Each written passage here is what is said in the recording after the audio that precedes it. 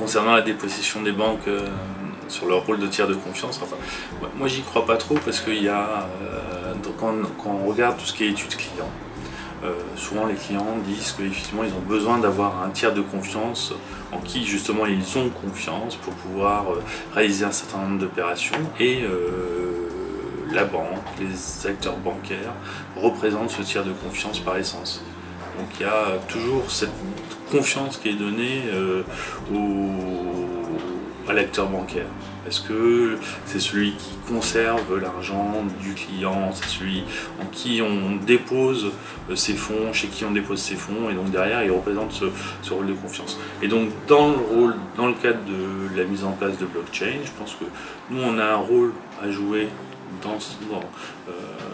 la mise en place d'un tel système, parce que justement on va représenter le tiers de confiance dans lequel les clients, les utilisateurs peuvent avoir confiance, même s'il y a une sorte de désintermédiation qui va se réaliser, parce que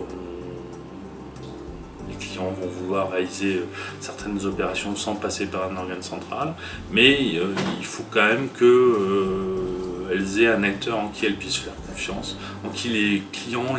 les utilisateurs puissent faire confiance, et la banque joue ce rôle. Et donc je ne pense pas qu'on puisse se faire déposséder de ce rôle de tiers de confiance.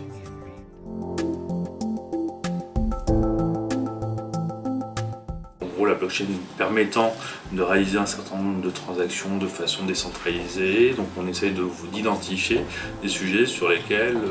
nos clients, nous-mêmes, pourrions être intéressés, d'expérimenter, de tester et de voir s'il y a une opportunité, une appétence de la part de nos clients ou de la part de nos propres services sur l'utilisation de la blockchain. Et deux, c'est de s'associer à des démarches qui sont réalisées par différents acteurs de la place. Par exemple, je pense au consortium R3 au niveau mondial, en s'associant à ce consortium pour identifier justement des schémas, des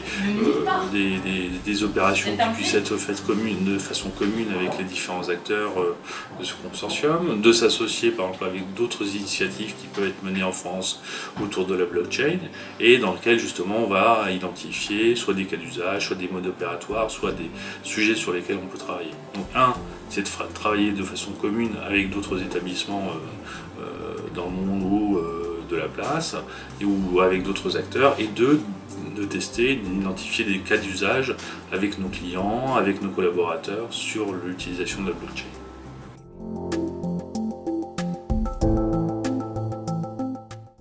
Je ne suis pas sûr qu'une banque serait amenée à créer de sa propre crypto-monnaie pour réaliser certaines opérations. En revanche, je pense qu'elle a un rôle à jouer en tant que tiers de confiance dans l'utilisation des crypto-monnaies qui seraient créées par d'autres acteurs. Quand on voit le développement de monnaies collaboratives dans certaines régions, dans certaines